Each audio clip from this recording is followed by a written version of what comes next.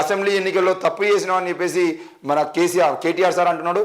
సిట్టింగులను మార్చితే బాగుండేది, పార్లమెంట్ ఎన్నికల్లో అలాంటి పొరపాటు చేయము. బీఆర్ఎస్ వర్కింగ్ ప్రెసిడెంట్ కేటీఆర్ ఎవదే సొంత పార్టీ నేతలే ఓటించారు అని చెప్పేసి బీఆర్ఎస్లో ప్రక్షాళన జరగాలి, గ్రూప్ తగాదాలకు స్వస్తి పలకాలని చెప్పేసి ఎమ్మెల్యే పోచారం శ్రీనివాసరెడ్డి అంటున్నాడు. తప్పిదాల వల్లే బీఆర్ఎస్ ఓటమి, ఎన్నికల్లో పార్టీ కేడర్ సరిగ్గా పనిచేయలేదు, ప్రజల దృష్టి మళ్లించడంతో కాంగ్రెస్ సక్సెస్ అయింది అని చెప్పేసి మాజీ మంత్రి నిరంజన్ రెడ్డి అంటున్నాడు. మరి ఈ విషయంలో మేము తప్పు చేసినామని చెప్పేసి అయితే ముగ్గురే కాదు, బీఆర్ఎస్ పార్టీలో ఉన్నటువంటి సీనియర్ నాయకులు అందరూ కూడా ఒకటే మాట మాట్లాడుతున్నారు, మేము తప్పు చేసినాము. ఆ తప్పు అంటే ఏంది అని అంటే సిట్టింగులను మార్చితే బాగుండేదని చెప్పేసి అయితే మరి కేటీఆర్ అంటున్నాడు. సిట్టింగులను మార్చడం ఒకటే కాదు, మీరు చాలా తప్పులు చేశారు. బీఆర్ఎస్ పాలనలో ఉన్నప్పుడు ఏ ఒక్క ఎమ్మెల్యే కానీ, ఏ ఒక్క ఎంపీ కానీ, ఏ ఒక్క మినిస్టర్ కానీ మేము ప్రజా నాయకులము, ప్రజలకు జవాబుదారితనంగా ఉండాలని చెప్పేసి మాట్లాడినటువంటి నాయకుడే లేడు. పూర్తిగా నోరు తెరిస్తే మీరు ఏం చేసుకోరని అంటే అధికారులను అడ్డు పెట్టుకొని, అధికారం ఉంది ప్లస్ కింద ఉన్నటువంటి అధికారులను అడ్డం పెట్టుకొని ఒక్కొక్క ఎమ్మెల్యే చేసినటువంటి కబ్జాలు, లేదంటే ఒక్కొక్క ఎమ్మెల్యే చేసినటువంటి అరాచకాలు, మీరు ఆ సిరిసిల్ల నియోజకవర్గంలో చేసినటువంటి నేరేళ్ల సంఘటనకు సంబంధించిన విషయంలో కానీ, మిగతా విషయాల్లో కానీ, మీరు చేసిన అభివృద్ధి ఏంది, ఎట్లా ఉంది అనే విషయంలో కానీ, ప్రతి ఒక్క దాంట్లో మీరు చేసినటువంటి ప్రతి దాన్ని మాట్లాడుకుంటేనే మీరు బయటకు వచ్చినటువంటి అవకాశాలు ఉన్నాయి.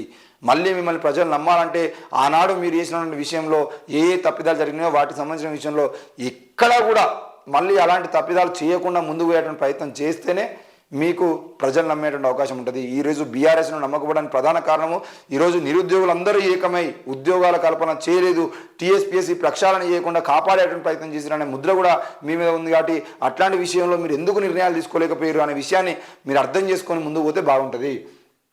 అసెంబ్లీ ఎన్నికల్లో సిట్టింగ్లను మార్చితే బాగుండేదనని బీఆర్ఎస్ వర్కింగ్ ప్రెసిడెంట్ కేటీఆర్ అన్నారు. అలాంటి పొరపాటు పార్లమెంట్ ఎన్నికల్లో జరగనివ్వమని పేర్కొన్నారు. ఆదివారం తెలంగాణ భవన్లో నిర్వహించిన జహీరాబాద్ పార్లమెంటు సన్నాహక సమావేశంలో కేటీఆర్ మాట్లాడారు. నిజాం సాగర్ మండలంలో అందరికీ దళిత బంధు ఇచ్చినా కూడా మిగతా వర్గాలు బీఆర్ఎస్కు ఓటు వేయలే అన్నారు. బంధు పథకాల ప్రభావం బీఆర్ఎస్పై పడిందన్నారు. కాంగ్రెస్కు ఓటేసిన వారు కూడా కేసీఆర్ సీఎం కానందుకు బాధపడుతున్నారని పేర్కొన్నారు. పార్లమెంట్ ఎన్నికల్లో త్రిముఖ పోటీ జరగబోతున్నదని, పరిస్థితులు బీఆర్ఎస్కు అనుకూలంగా ఉన్నాయన్నారు. జిల్లాల సంఖ్య తగ్గించేందుకు సీఎం రేవంత్ రెడ్డి కమిషన్ వేస్తున్నామంటున్నారు. అలా చేస్తే ప్రజలు ఊరుకుంటారా అని ప్రశ్నించారు. నెల రోజుల్లోనే కాంగ్రెస్ ప్రభుత్వం అప్రతిష్ట మూట కట్టుకున్నదన్నారు. అప్పుల బూచి చూపించి హామీల నుంచి తప్పించుకోవాలని కాంగ్రెస్ ప్రభుత్వం ప్రయత్నిస్తుందని ఆరోపించారు. ఇబ్రహీం ఖాన్ ఇంటికి కేటీఆర్, హైదరాబాద్లోని బోరబండకు చెందిన ఇబ్రహీం తన ఇంటికి వచ్చి ఆతిథ్యం స్వీకరించాలని బీఆర్ఎస్ వర్కింగ్ ప్రెసిడెంట్ కేటీఆర్ను ట్విట్టర్ వేదిక కోరారు. గత 10 ఏళ్లుగా బీఆర్ఎస్ ఆధ్వర్యంలో పగలు రాత్రి అని తేడా లేకుండా రాష్ట్ర అభివృద్ధి కోసం అద్భుతమైన పని చేశారని ట్వీట్లో తెలిపారు. ఆదివారం ఇబ్రహీం ఖాన్ ఇంటికి కేటీఆర్ వెళ్లారు. ఆయన కుటుంబ సభ్యులతో కలిసి భోజనం చేశారు. కేటీఆర్ వెంట స్థానిక ఎమ్మెల్యే మాగంటి గోపీనాథ్ ఉన్నారు. మరి బీఆర్ఎస్కు సంబంధించిన విషయంలో ఇక్కడ ఒకటే మాట అన్నారు, నెల రోజుల్లోనే కాంగ్రెస్ ప్రభుత్వం అప్రతిష్ట మూట కట్టుకున్నది, మరి అప్పుల బూచి చూపించి హామీల నుంచి తప్పించుకోవాలని ప్రయత్నం కాంగ్రెస్ చేస్తుందని చెప్పేసి కేటీఆర్ అంటున్నటువంటి మాటలకి అంటే అర్థం పెరిగే విధంగా కాంగ్రెస్ ప్రభుత్వం చేయొద్దు. మీరు చేయాల్సింది మరి 6 గ్యారంటీలకు సంబంధించిన విషయంలో వాటిని అమలు చేసేటువంటి ప్రయత్నం చేయాలి తప్ప ఎట్టి పరిస్థితుల్లో కేవలం కేటీఆర్నో కేసీఆర్నో బీఆర్ఎస్ పార్టీనో తిడుతూ పోతే సరైనది కాదు అని చెప్పేసి మేము కూడా కోరుతా ఉన్నాం. మరి ఆ పథకాల అమలు జరిగిన తర్వాత, కాంగ్రెస్ వచ్చిన తర్వాత మార్పు వస్తాయని కోరుకున్న ప్రజలు మార్పును చూపించిన తర్వాత మీరు ఏం చేసినా బాగుంటుంది, కానీ ముందే ఇట్లాంటివి ముందరేసుకొని పోతే బాగుండదు. లేకపోతే తప్పులు జరిగి ఉంటే కార్యకర్తలు మన్నించాలి, పార్లమెంట్ ఎన్నికల్లో సత్తా చాటుదాం, తెలంగాణ పాలిట బీజేపీది మొండి చెయ్యి, కాంగ్రెస్ది తొండి చెయ్యి. ఎమ్మెల్యే హరీష్ రావు పార్టీ తరపున తప్పులు జరిగి ఉండేదంటే కార్యకర్తలు మన్నించాలని ఎమ్మెల్యే హరీష్ రావు అన్నారు. భవిష్యత్ బీఆర్ఎస్ పార్టీదేనని స్పష్టం చేశారు. తెలంగాణ భవన్లో ఆదివారం నిర్వహించిన జహీరాబాద్ పార్లమెంట్ సన్నాహక సమావేశంలో ఆయన మాట్లాడారు. అధికారం కోల్పోయినప్పటికీ పార్టీ కార్యకర్తల్లో మునుపటి ఉత్సాహమే కనిపిస్తున్నదని, ఈ సమావేశాలు జరుగుతున్న తీరు చూస్తే అర్థమవుతున్నదన్నారు.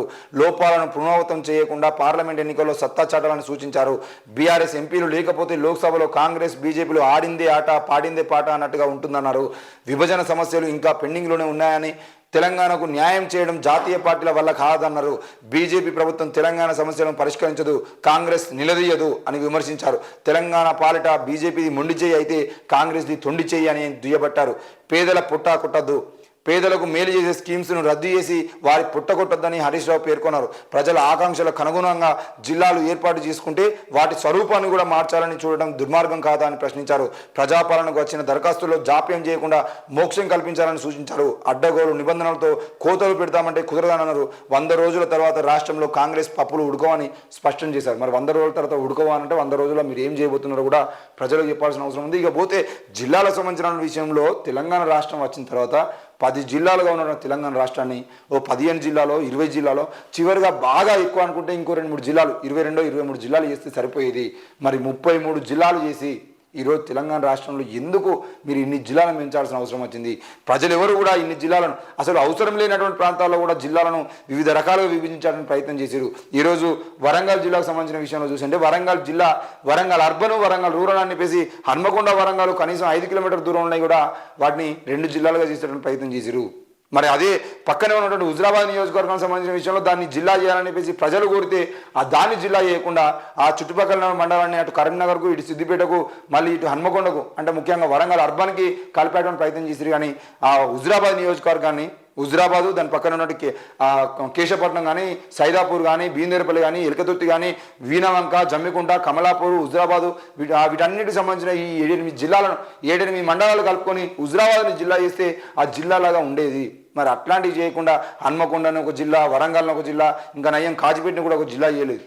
మరి ఇట్లాంటి జిల్లాలకు సంబంధించిన విషయంలో మీరు తీసుకున్న నిర్ణయాలు కూడా సరైనవి లేవు. కాబట్టి ఈరోజు ప్రజలు వాటిని ఆనాడు వ్యతిరేకించారు. మరి కాంగ్రెస్ పార్టీ అధికారంలోకి వచ్చిన తర్వాత జిల్లాలకు సంబంధించిన విషయంలో కూడా అన్ని అవకతవకలు జరిగినాయి. జిల్లాలు ఎక్కువగా ఉండడం వల్ల సంక్షేమ పథకాలకు సంబంధించిన విషయంలో కానీ, అధికారుల విషయాలకు సంబంధించిన విషయంలో కానీ మొత్తం తప్పు జరుగుతుందని చెప్పేసి వాళ్ళు జిల్లాలను కుదిస్తామంటున్నారు. ఆ కుదిస్తా అనే క్రమంలో మరి బీఆర్ఎస్ వర్కింగ్ ప్రెసిడెంట్ కానీ, హరీష్ రావు కానీ వీళ్ళందరూ కూడా ఏమంటారు అంటే ఆ ప్రజలు ఊరుకుంటారా, ప్రజలు ఊరుకోరు అని చెప్పేసి బెదిరించడానికి ప్రయత్నం చేశారు. ప్రజలు ఊరుకుంటారా లేదా అనేది ప్రజలు చూసుకుంటారు. మళ్ళీ ప్రజల పక్షాన మీరే నాయకులుగా ఎందుకు చలామణి అవుతున్నారు? ఈరోజు ప్రజలకి 33 జిల్లాలు అవసరమా లేదా అనేది ప్రజలు చూసుకునేటువంటి అంశము. మరి మీరు అధికారంలోకి వచ్చి ఇంకా పెంచేటువంటి ప్రయత్నం చేస్తారు. ఎందుకనంటే మీరు జిల్లాలు పంచుకునేటువంటి ప్రయత్నం చేసి ఇంకో సిరిసిల్ల జిల్లా నేను తీసుకుంటా, సిద్దిపేట జిల్లా హరీష్ రావు తీసుకుంటాడు, లేదంటే గజ్వేల్కు సంబంధించిన విషయంలో ఈ జిల్లా నేను తీసుకుంటా అని చెప్పేసి ఒక్కొక్క జిల్లాను ఒక్కొక్కరు పంచుకొని ప్రయత్నం చేశారు. మరి అట్లాంటి ప్రయత్నాలకు సంబంధించిన విషయంలో అట్లాంటి జరగకుండా చూసుకోవాల్సిన బాధ్యత మీ మీదే ఉండేది. అవి చేయకుండా ఈరోజు మళ్ళీ జిల్లాలను తగ్గిస్తామంటే 20 జిల్లాలు 25 జిల్లాలు తెలంగాణ సరిపోతుంది. 20 జిల్లాలే ఎక్కువ, 20 నుండి 25 జిల్లాల వరకు అయితే సరిపోయేది. మరి 33 జిల్లాలు చేయడం ద్వారా వచ్చిన లాభం ఏమున్నది? ఒక్కొక్క జిల్లాను 4-5 భాగాలుగా విడదీసి అసలు ఏ జిల్లాలో ఎవరున్నారు, ఏ నియోజకవర్గం ఎందులో కలిసింది, ఎంపీ ఒక జిల్లాకుంటే, ఎమ్మెల్యే ఒక జిల్లాకుంటే, జడ్పీసీ ఇంకో జిల్లాకు సంబంధించిన వ్యక్తి. మరి అట్లాంటివి సంబంధించిన విషయంలో ఏం జరుగుతుంది? హుస్నాబాద్ నియోజకవర్గం చూస్తే హుస్నాబాద్ ఎమ్మెల్యేనేమో సిద్దిపేట నియోజకవర్గం వస్తుంది. ఆయన కరీంనగర్ ఎంపీ ఏమో అంటే హుస్నాబాద్ ఎంపీగా ఉన్నటువంటి వ్యక్తి ఏమో కరీంనగర్ జిల్లా, ఎమ్మెల్యేగా ఉన్నటువంటి వ్యక్తి ఏమో హుస్నాబాద్ జిల్లా, మన సిద్దిపేట జిల్లా. మరి అక్కడ జడ్పీటీసీ ఎలకతుర్తి మండలానికి సంబంధించినటువంటి జడ్పీటీసీ అయితేనేమో ఆయన హన్మకొండ జిల్లా. అంటే జడ్పీటీసీ హన్మకొండ జిల్లా, ఎమ్మెల్యే సిద్దిపేట జిల్లా, ఎంపీ ఏమో కరీంనగర్ జిల్లా. ఇట్లా 3 జిల్లాలకు సంబంధించిన వ్యక్తులు ఒకే మండలంలో ఉండేది ఉంటే వాళ్ళు ఎటు పోవాలి ఏంది వీటన్నిటికి సంబంధించిన విషయంలో ఏ నిర్ణయం సరిగా తీసుకోకుండా మీరు చేసినటువంటి కథలు కూడా చాలా ఉన్నాయి. కాబట్టి అది ప్రజలు అర్థం చేసుకునేదే తప్పకుండా వాళ్ళు యాక్సెప్ట్ అవుతారు. ఇక సొంత పార్టీ లీడర్లే ఓడించారని చెప్పేసి ఎమ్మెల్యే పోచారం శ్రీనివాసరెడ్డి అంటున్నాడు. తప్పిదాల వల్లే బీఆర్ఎస్ పార్టీ ఓటమి పాలైందని చెప్పేసి మరి నిరంజన్ రెడ్డి గారు అంటున్నారు. మరి ఏది ఏమైనా కూడా మొత్తానికి అయితే వాళ్ళ ఓటమి సంబంధించిన విషయంలో మొదటగా ఇప్పుడిప్పుడే మా వల్లనే ఓటమి పాలైంది అని చెప్పేసి అయితే చెప్పుకునేటువంటి ప్రయత్నం అయితే చేస్తున్నారు. ఇన్ని రోజుల పాటు ఏదో చెప్పాలనుకున్నటువంటి ప్రయత్నం చేశారు. కానీ నిజానికి కాంగ్రెస్ పార్టీ గెలవడానికి ప్రధాన కారణం మీ పార్టీ మీరు చేసుకున్న తప్పిదాలే. ఈరోజు సరైన సమయానికి సరైన నిర్ణయాలు తీసుకోకుండా మీరు నిరుద్యోగుల పట్ల కానీ, ఉద్యోగుల పట్ల కానీ, రైతుల పట్ల కానీ, దళిత బంధు సంబంధించిన విషయంలో కానీ, స్కీమ్ల విషయంలో కానీ, స్కామ్ల విషయంలో కానీ అన్నిట్లలో మీరు చేసుకున్నటువంటి తప్పిదాలే ఈరోజు కాంగ్రెస్ పార్టీని అధికారంలో తీసుకొచ్చినాయి. మీ మీద నమ్మకం లేక కాదు, కేసీఆర్ మీద నమ్మకం లేక కాదు, కేవలం మీరు చేసిన తప్పిదాలు, మీ ఎమ్మెల్యేలు స్థానికంగా చేసినటువంటి ఆగడాలు, అరాచకాలు ఏవైతేనే అవే ఈరోజు మీ అధికారం పోవడానికి కారణమైనవి.